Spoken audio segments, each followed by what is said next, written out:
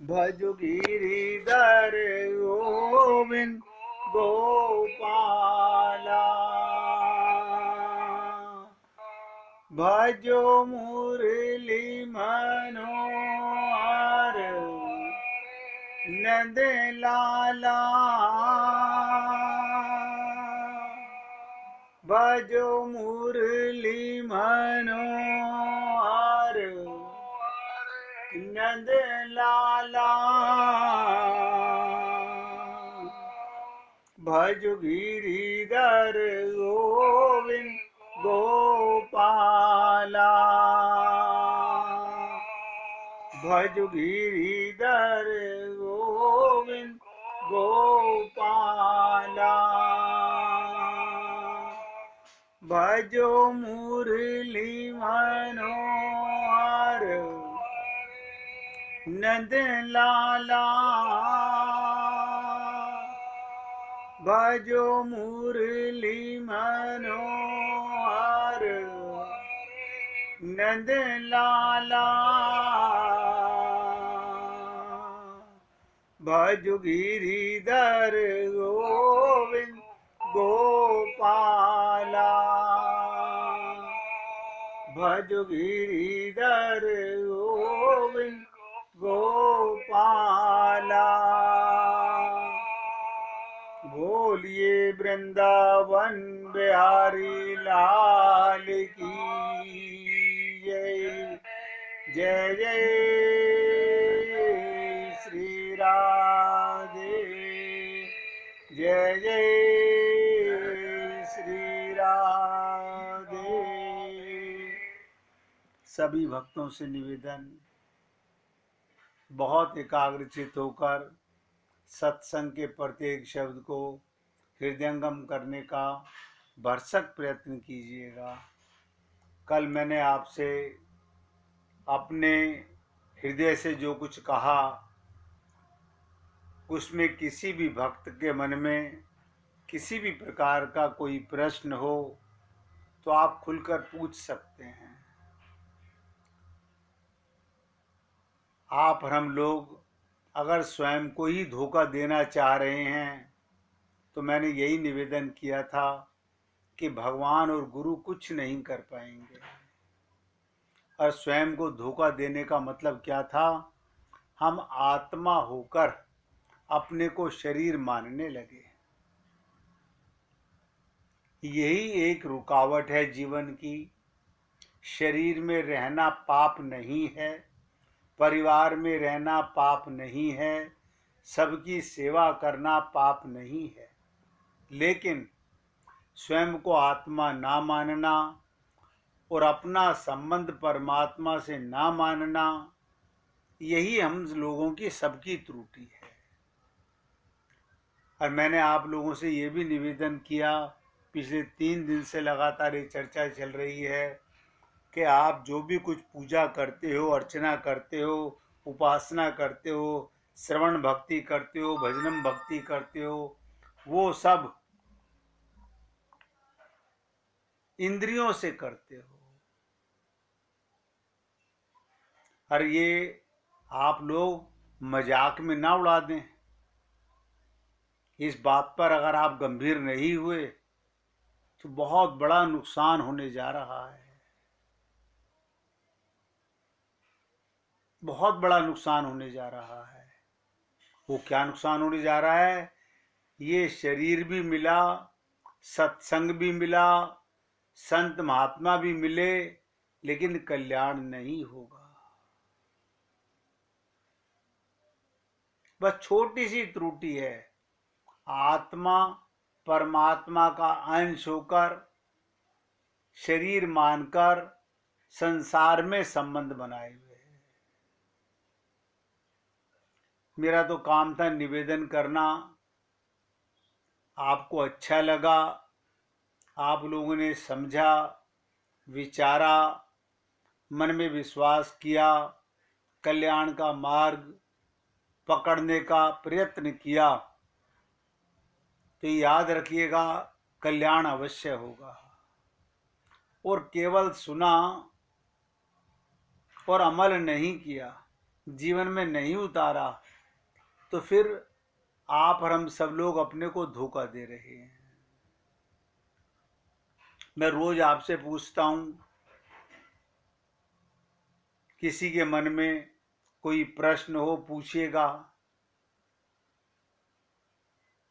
लेकिन आप सब लोग नहीं पूछते।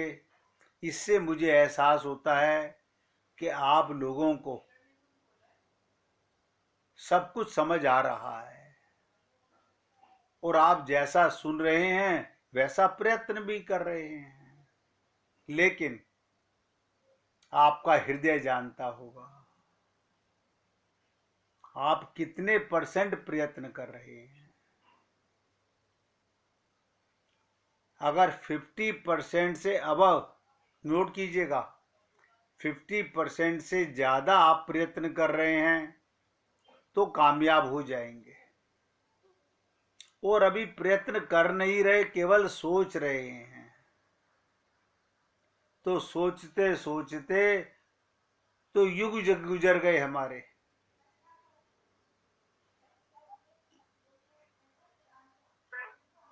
कल मैंने आप लोगों से अपने अंदर उस सत्य को जानने के लिए निवेदन किया था, सुना भी था। मैं जानता हूं कि आप और हम लोग घर परिवार में इस कदर व्यस्त हैं, हम चाह कर के भी समय नहीं निकाल पा रहे हैं। समय सबके पास वही है, लिमिटेड टाइम है। और अब तो जीवन का अंतिम पड़ाव है, समझिएगा, केवल पूंछ बाकी है।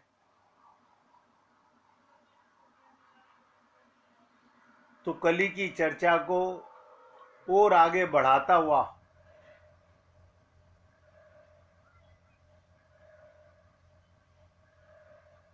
मैं एक असत्य है,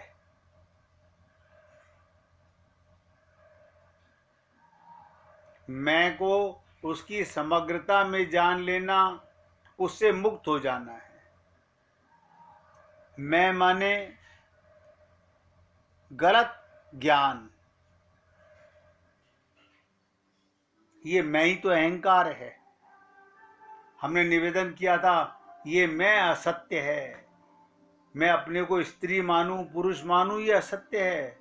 अपने को शरीर मानूं, असत्य है। और इस समग्रता को, उसकी समग्रता को पूरी तरह से जान लेना, उससे मुक्त हो जाना है। अब हम समझ गए कि मैं परमात्मा का अंश हूं, शरीर संसार का अंश है। शरीर मिट्टी का है, मिट्टी में ही मिलेगा। मैं पीड़ा देता है, ध्यान से सुनो, शरीर पीड़ा देता है, संताप लाता है, चिंता उत्पन्न करता है, मृत्यु की असुरक्षा का भय उपजाता है। देखिए कितने बड़े इसमें दोष हैं। मैं पीड़ा देता है, शरीर क्या देता है हम सबको? बहुत दुख देता है, संताप लाता है, चिंता जन्मती है इसके अंदर, मृत्यु की असुरक्षा और भय उपजता है, पता नहीं कब मृत्यु आ जाए।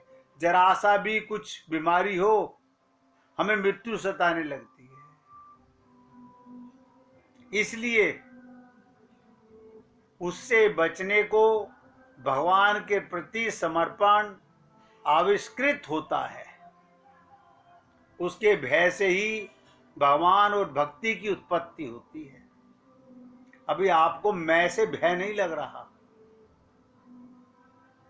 शरीर से संबंध, परिवार से संबंध, संसार से संबंध नीचे गिराता है। मैं आत्मा हूं, मेरा संबंध हरि और गुरु से ही है, ये ऊपर उठाता है। बस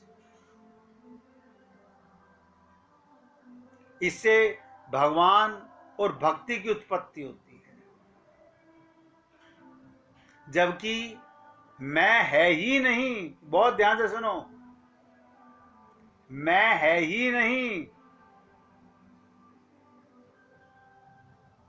जब तक उसे नहीं खोजा, जब तक स्वयं को नहीं जाना और स्वयं के संबंधी को नहीं खोजा, तभी तक ये मैं का बीमारी है। जिस दिन आपको आत्मज्ञान हुआ और आत्मा किसका अंश है? परमात्मा का, उसको खोजा, बस उसी दिन तक ये मैं का अहंकार है। सच्ची बात बोल दूं, बहुत ध्यान से सुनिएगा, अज्ञान के अतिरिक्त इसकी और कोई सत्ता नहीं है। शरीर जो अपने को देह माने, वो सबसे बड़ा मूर्ख और सबसे बड़ा अज्ञानी है।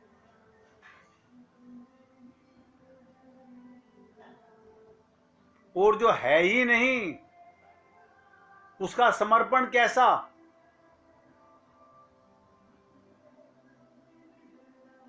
अगर आप शरीर नहीं हो, परमात्मा के अंश हो, तो अपने आप समर्पण हो गया, शरणागति हो गई। देखो, आए एक नया विचित्र बात बताने जा रहा हूं।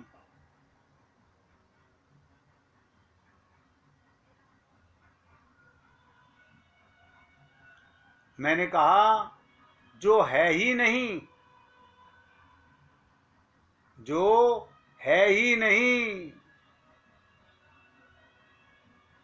उसका समर्पण कैसा? जो है ही नहीं।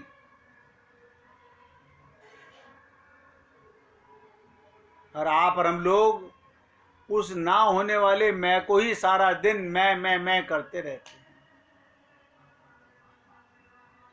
जाओ, सबसे हाथ जोड़ के निवेदन कर रहा हूं, जाओ स्वयं के भीतर और खोजो ये मैं कहां पर है।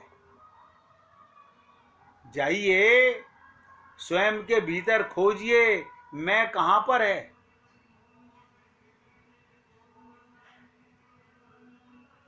जैसे ही खोजोगे, पाओगे वो है ही नहीं। स्वयं की सत्ता मैं से शून्य है। आत्मा का तो परमात्मा का संग है। स्वयं को जानते ही भगवान मिल जाता है। इसका मतलब हम अनंत जन्मों से आज तक स्वयं को नहीं जान सके। मैं क्या बोलूं, हम तो जानकर भी अनजान बने हुए हैं। बहुत बड़े बड़े संत महात्माओं का सत्संग सुन चुके, लेकिन माना किसी का भी नहीं। देखिए कितनी विचित्र चीज है। जो हम नहीं हैं, शरीर नहीं है, शरीर के रोग के लिए हम डॉक्टर की, वैद्य की, सबकी सलाह मान लेते हैं। हाँ हाँ, ये नहीं खाएंगे, ये नहीं पिएंगे, ऐसा नहीं करेंगे। क्यों? क्यों? मुझे मरना नहीं है। शरीर की मृत्यु तो सुनिश्चित है। आप पूरी तरह से स्वस्थ हो, डॉक्टर का, वैद्य का, हकीम का, सबका कहना मानिए, शरीर फिर भी मरेगा।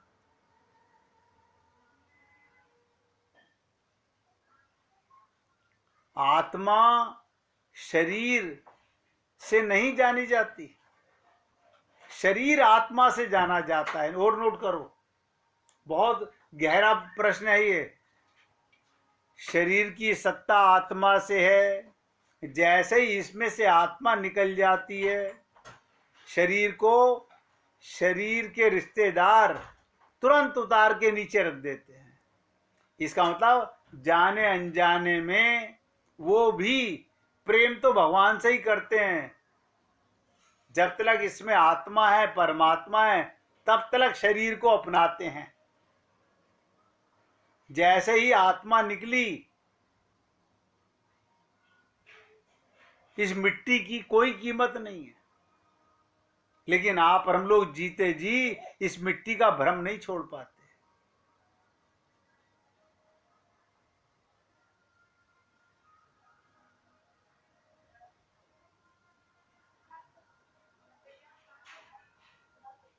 हमें अपना अनुभव नहीं हुआ, इसीलिए भगवान का अनुभव नहीं हुआ।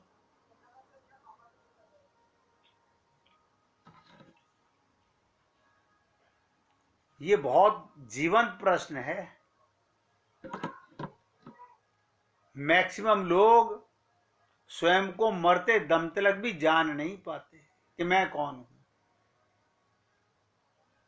हम बहुत पूजा करते हैं, बहुत पाठ करते हैं, न जाने कितने मंदिरों में जाते हैं, हम बहुत धार्मिक हैं, हमने मंदिर बनवाए, हमने ये करवाया, हमने, अरे बाबा, ये सब तो अहंकार की बातें हैं। जब स्वयं का पता नहीं कि मैं कौन हूं, इनसे किसी को लाभ नहीं मिला है। यानी यहां मूर्ख बन के रहे और स्वर्ग में भी मूर्खता का वास मिला, वहां जाकर के भी केवल शरीर का ही सुख भोगते रहे। मैं कहाँ रहता है? परमात्मा की गोदी में। परमात्मा कहाँ रहता है? मैं के साथ। जैसे ही शरीर से अलग अपने आप को जानने का प्रयत्न करोगे, वही परमात्मा, वही समर्पण है।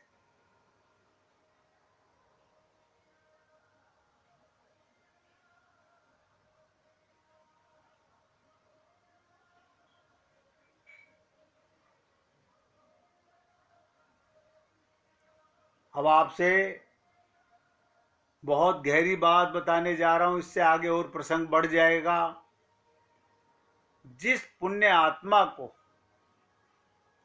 ऐसा भी कह सकता हूं, जिस व्यक्ति को सत्य को जीवन में अनुभव करना हो, जिसे परमात्मा की अनुभूति करनी हो, और जिस व्यक्ति को भी प्रभु के प्रकाश और प्रेम को अनुभव करना हो, वो स्मरण रखे,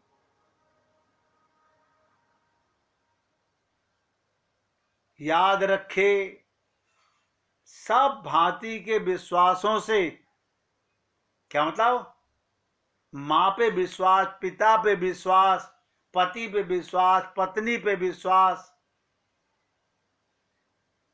बेटे पे विश्वास, अपने बैंक बैलेंस पे विश्वास,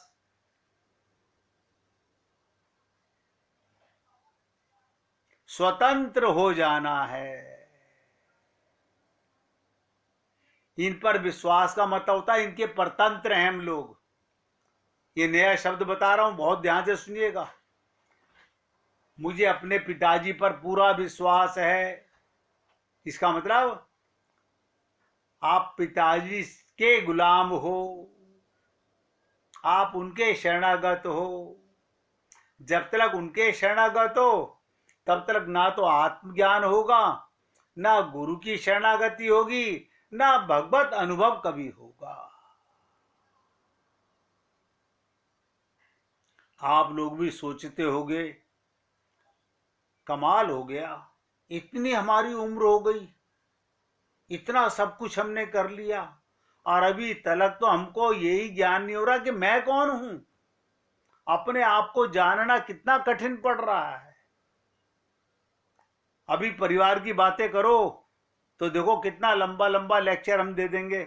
मैं बताऊं, मेरे पियर में कौन कौन है, मेरे ससुराल में कौन कौन है, मेरे अड़ोस में कौन है, मेरे पड़ोस में कौन है।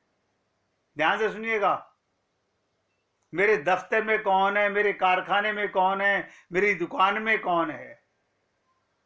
आपके अंदर कौन है, आप कहां हो, इसका पता नहीं। जग की खबर है, खुद का पता नहीं।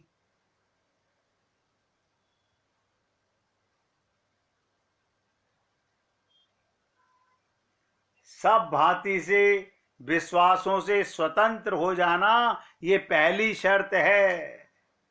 सब नोट कर लें। सबसे स्वतंत्र हो जाना क्या मतलब? शरीर इनका कहना मानेगा, मैं आत्मा हूं, मैं गुरु और परमात्मा का कहना मानूंगा। अब आप सोच लीजिएगा जो बोल रहा हूं मैं माने आत्मा, अगर मैं माने शरीर है, आत्मा की अनुभूति क्यों नहीं हो रही? क्योंकि हम सब लोग स्वतंत्र नहीं हैं, परतंत्र हैं, गुलाम हैं हम लोग। कोई पिता का, कोई माता का, कोई पति का, कोई पत्नी का, कोई बेटे का, कोई माया का, सब गुलाम है। तो पहले इनसे स्वतंत्र होइए। इसलिए मैंने कहा सब भांति के विश्वासों से स्वतंत्र हो जाना। हमें इस पे पूरा विश्वास है, हमारा भाई हमें कभी धोखा नहीं देगा, हमारा बेटा हमें कभी धोखा नहीं देगा। अरे तुम स्वयं को धोखा दे रहे हो, तुम किसी दूसरे की बातें कर रहे हो।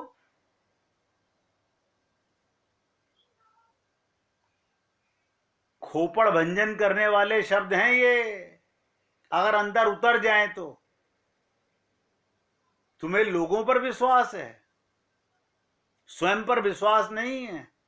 स्वयं में परमात्मा विराजमान है, उस पर विश्वास नहीं है। कोई तुम्हारा तुमसे परिचय करा रहा है, उस पर हमें डाउट हो रहा है।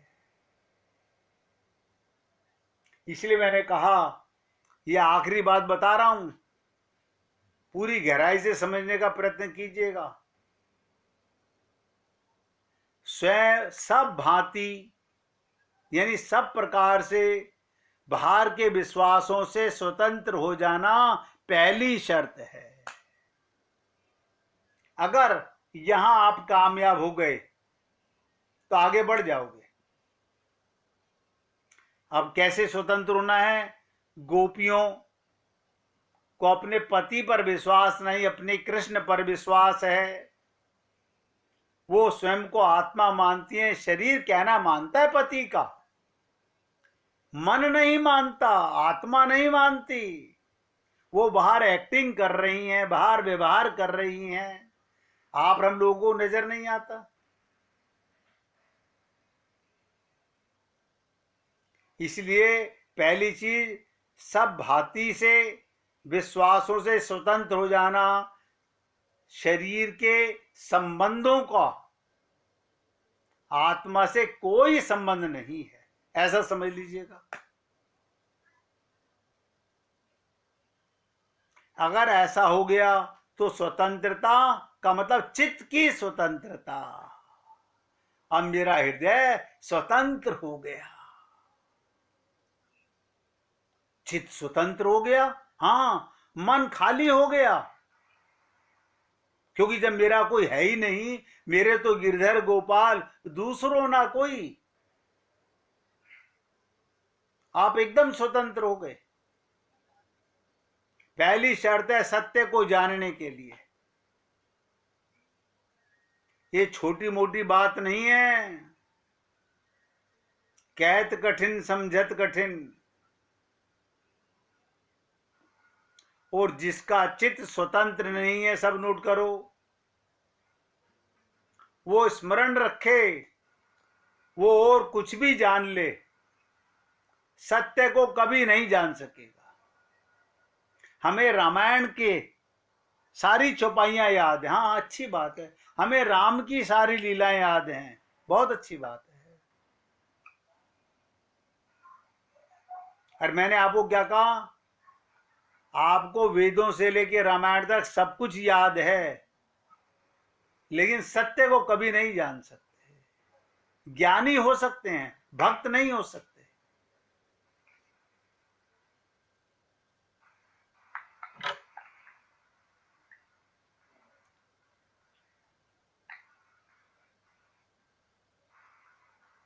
सत्य के द्वार पर